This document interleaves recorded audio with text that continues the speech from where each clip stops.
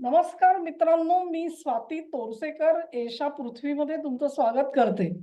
आपण नेहमी म्हणतो की चीन हा अत्यंत बिलंदर देश आहे. या बोटावरची थुंकी त्या बोटावर कशी करायची हे त्यांना चांगली कला अवगत आहे. आता अशा चीनला जेव्हा इराण सारखा मित्र भेटतो, तेव्हा काय काय होत असेल कल्पना करा तुम्ही.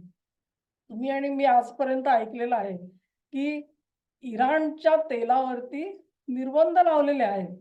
असे निर्बंध जेव्हा लागू झाले त्यानंतर भारताने इराणकडून तेल खरेदी थांबवली. कारण भारत हा अशा प्रकारे सरळमार्गी देश आहे. म्हणजे जिथे अगदी रशियाचं सुद्धा बघा तुम्ही. रशियामधल्या ज्या एंटिटीज वरती निर्बंध लावले गेले, तिथून आपली खरेदी आपण कमी केलेली होती. तर अशा प्रकारे कुठेही आंतरराष्ट्रीय जे काही संकेत आहेत, ते संकेत आपल्याकडून पाळले जातील ह्याच्याकडे भारताचा कटाक्ष असतो. चीनचं मात्र नेमकं उलटं आहे आणि त्याला जेव्हा इराणसारखा साथीदार मिळतो, तेव्हा कथा घडते आणि ही कथा आज आपण ऐकणार आहोत. इराणच्या तेलावरती जर का निर्बंध आहेत, तर चीन ते कशी खरेदी करत होता? म्हणजे आपण सगळ्यांनी ऐकलेलं आहे, की इराणचं जवळ-जवळ 70 ते 80% तेल हे चीन आयात करत होता. आता जर का 70-80% चीन आयात करत होता, तर ते कसं शक्य झालं? ज्याच्यावरती निर्बंध आहेत, ते तेल मिळालं कसं मुळात चीनला? आणि 80% तेल म्हणजे सोपी गोष्ट नाहीये. आता तुम्ही काही बातम्या वाचल्या असतील. एक जे बेट आहे खरग नावाचं.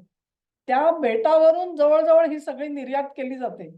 म्हणजे इराणचं तेल जे आहे त्याचं पॅकिंग आणि ते बोटीवरती चढवायचं आणि तिथून इतर देशांकडे न्यायचं. हा जो समुद्री मार्ग आहे, तो हा असा चाललेला असतो. मग मला सांगा, की इतकं जिथे उघड-उघड या गोष्टी होत होत्या, तिथे चीनला हे तेल कसं मिळत होतं? आणि लपवा-छपवी काय होती त्याच्यामध्ये? तर पहिली गोष्ट काय करत होते, की एक तर जहाजावरती कुठलंही निशाण नाही, अशी ज्याला शॅडो शिपिंग म्हणतात, तशा ह्याच्यातला प्रकार करत होते. कधी वेगळ्या देशाचे झेंडे लावायचे आणि बोटी बाहेर काढायच्या. तिथून बोटी बाहेर काढायच्या आणि त्या मलेशियाला न्यायच्या. म्हणजे मध्ये 3-4 स्टॉप घ्यायचे. त्या 3-4 स्टॉपमधले त्यांचा आवडीचा स्टॉप होता तो मलेशिया होता. कदाचित श्रीलंकेमध्ये ते जे हम्बनतोता बंदर बांधत होते ना, त्याचाही कदाचित असा वापर चीननी केला असता पुढे-मागे. सांगता येत नाही. काय नेमकं त्यांच्या मनात होतं ते. आणि तसंच जे अ, गदर बंदर पाकिस्तानचं म्हटलं जातं, तिथे सुद्धा काय गडबड होती सांगता येत नाही. तेव्हा आधी मलेशियाच्या किनाऱ्याला न्यायचं आणि मग तिथून मलेशियाने चीनला तेल दिलं असं दाखवायचं आणि ते चीनमध्ये आणायचं. काही उद्योगी मंडळींनी त्याचाही शोध घेतला. मुळात मलेशियाचं जेवढं उत्पादनच नाही, त्यापेक्षा जास्त तेल चीनला कसं जातंय? असे प्रश्न निर्माण झाले. त्यावेळेला तो प्रकार बंद झाला आणि बोटी जायला लागल्या इंडोनेशियाकडे. मग इंडोनेशियामध्ये थांबायचं, ते इंडोनेशियाचं तेल आहे दाखवायचं आणि मग ते चीनमध्ये न्यायचं. कधीतरी त्याला तेल म्हणायचंच नाही. त्याला वेगळंच काहीतरी पेट्रोकेमिकल्सचं नाव द्यायचं. म्हणजे वेगवेगळ्या प्रकारे आधी एक तर 3-4 ठिकाणी स्टॉप घेत म्हणजे कुठूनही मागोवा घेता कामा नये कोणी. जहाजं अशी रंगवली जायची. आतमध्ये तिथे गेले, समुद्रात आतपर्यंत गेले, की त्यांचं जे तेल असेल त्याच्यामध्ये काहीतरी मिक्स करायचं आणि ते मिक्स केलेलं म्हणजे मग ते इराणचं तेल राहत नाही. कोणी तर तुम्ही सिद्ध करा बाबा, की ह्याच्यामध्ये भेसळ झालेली आहे. ती भेसळ पण म्हणजे अशी काय त्याला म्हणतात, की इंटेलिजंटली करत होते. त्याचा त्रास होईल अशी करत नव्हते ते. पण ह्या गोष्टी होत होत्या म्हणजे अ, आणि हे समुद्राच्या समुद्रात म्हणजे असं नाही की कुठल्या बंदरात आले, तिथे बाबा भेसळ केली आहे आणि पुढे नेलंय, असंही होत नव्हतं. हे ब्लेंडिंग जे आहे ते इतर प्रकारच्या ऑइल बरोबर म्हणजे त्याच्यात थोडं इराकी क्रूड मिसळायचं. म्हणजे मग म्हणता येईल तुम्हाला हे तर नॉन इराणी आहे. हे इराकी तेल आहे असं म्हणता आलं पाहिजे. कुठूनही करून लपवा-छपवीचे व्यवहार कसे होतील ह्याची काळजी घेतली जात होती. आणि मग तुम्ही म्हणाल की मग ह्याचे पैसे कसे दिले जात होते, तर पैशांसाठी सुद्धा वेगवेगळ्या गोष्टींसाठीचा वापर केला गेलेला होता. आणि त्याच्यासाठी मी म्हटलं तसे छोट्या छोट्या बँका निवडायच्या आणि ह्या छोट्या बँकांमध्ये जे हे व्यवहार जे होतात ते मग ट्रेस करता येत नाहीत आणि ते ट्रेसिंग नाही झालं की देन दे आर हॅपी. उदाहरणार्थ जे चीनमधून ज्या काही गोष्टी नेल्या जात होत्या, आता हे जे छोटे मी सांगितली बँकांचं उदाहरण जे तुम्हाला दिलं, ते महत्वाचं कशासाठी आहे? कारण बँक ऑफ कुनलुन असेल, शॅडो बँकिंग असेल, म्हणजे मुळात तो पदार्थच नाही असं दाखवायचं, भलताच पदार्थ दाखवायचा किंवा बार्टर दाखवायचं. म्हणजे चीननी जी काही इराणमध्ये कन्स्ट्रक्शनची समजा काही प्रोजेक्ट घेतली असतील, तर त्याच्या बिलांमधून इथे पेमेंट झाल्याचं हे करायचं. अशा प्रकारे वेगवेगळ्या प्रकारे लपवा-छपवी करून हे आर्थिक व्यवहार हे अशा पद्धतीने दडपून टाकले जात होते आणि 80% तेल जर का इराणचं असं जात असेल तर कल्पना करा, इराणमध्ये आणखी एक प्रकार आहे. इराणमधलं बरंचसं तेल हे स्मगल पण होतं आणि ते पाकिस्तानात पण जात होतं. पाकिस्तानामधून मग त्याला वेगवेगळ्या वाटा फुटायच्या. मग आता सुद्धा हे जे सांगतायत ना, की पाकिस्तानकडे तेल नाही, ह्याचा अर्थ असा की इराणनी त्याच्या वाटा बंद केलेल्या आहेत. जे चोरटं तेल तिथपर्यंत पोहोचत होतं. म्हणजे आता असं म्हणतात पेट्रोल पंपावरती गोळी घातली कोणी कोणाला तरी. पेट्रोल मिळालं नाही, घाल गोळी त्याला. अशी पाकिस्तानची अवस्था आहे. पण आता तिकडचं पण तेल थांबलं तर आणिक पंचायत होणार आहे. त्या लेबलिंग जे आहे ते एक तर लेबलिंग बदलायचं, त्याला मलेशियन म्हणायचं, इंडोनेशियन म्हणायचं, ओमानी म्हणायचं, त्याच्यात इराकी तेल घाल किंवा इतर कुठले पदार्थ घाल, असं करत करत मग ते शानडॉंग पर्यंत नेलं जायचं चीनमध्ये आणि तिथून त्याचं मग जे काही प्रोसेसिंग आहे ते केलं जायचं. ह्या सगळ्यामध्ये जी सेफेर एनर्जी जहान म्हणून इराणची कंपनी होती, ती त्याच्यामध्ये इन्व्हॉल्व्ड होती.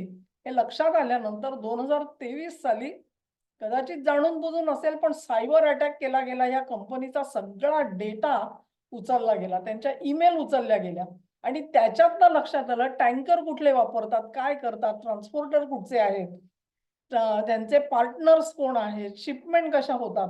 हा सगळा जेव्हा डेटा मिळाला तेव्हा लोकांच्या लक्षात आलं की काय व्यवहार चाललेले आहेत ते. आणि आता अशी परिस्थिती आलेली आहे की हा जो सगळा चोरटा व्यापार चाललेला होता त्याच्या बित्तम बातम्या आणि डॉक्युमेंटची साखळीच्या साखळी आता अमेरिकेच्या हातामध्ये लागलेली आहे. अमेरिकेच्या हातामध्ये लागले आणि अमेरिका त्याचा पाठपुरावा करणार असं आपल्याला वाटू शकेल. पण मला तेवढी त्याच्याबद्दल हे नाहीये, होप्स नाहीयेत, आशा अजिबात नाही. याचं कारण असं की चीननी अनेक प्रकारे अमेरिकेला उल्लू बनवलेलं आहे आणि हे जे तेलाची चोरटी आयात आहे ना, हे खूप मामूली गोष्ट आहे असं तुम्ही म्हणाल.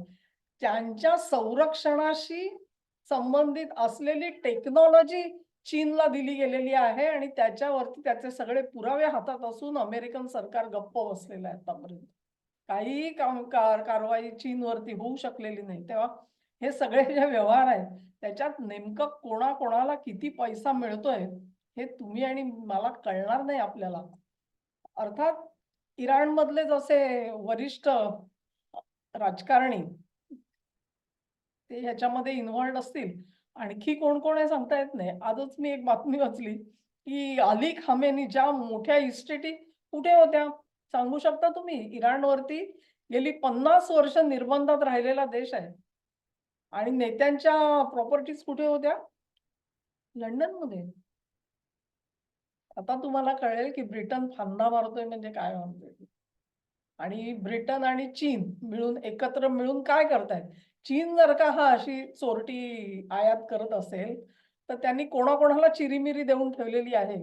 आणि ह्या ज्या बँका मी म्हणते त्या बँकांसाठी कुठलं बँकिंग नेटवर्क वापरलं गेलंय परत सांगता येत नाही. कारण सिटी ऑफ लंडन मधल्या ज्या बँका आहेत त्या बँका नेमकं काय करतात हे गुलदस्ता आहे.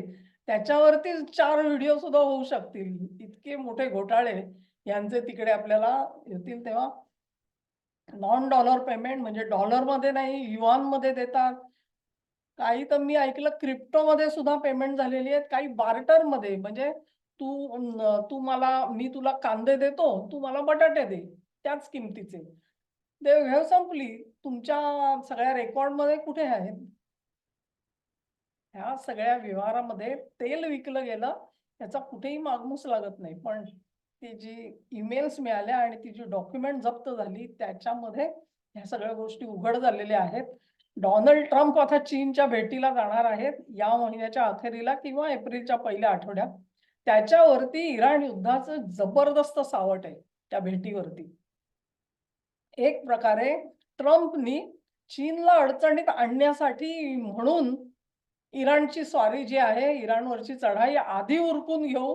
एकदा इराणचा राक्षस आपण जर का आपल्याला नेस्त नाबूद करता आला, तर चीनचा हात दगडाखाली जाईल आणि आपल्याला चांगल्या टर्म्सवरती त्यांच्याशी बोलणी करता येतील.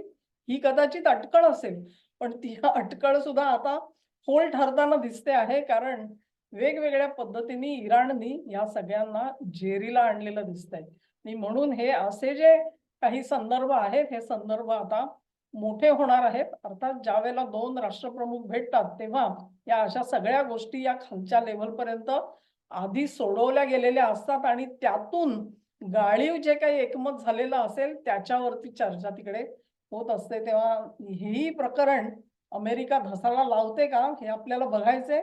फार काही वेळ उरलेला नाहीये. 3 ते 4 आठवड्यामध्ये याचं उत्तर आपल्याला मिळून जाईल. हा व्हिडिओ तुम्हाला आवडला असेल अशी आशा करते. तुम्हाला आवडला असेल तर लिंक शेअर करा, व्हिडिओला लाईक करा, चॅनेलला सबस्क्राईब करा आणि सहकार्य असंच कायम चालू ठेवा. नमस्कार.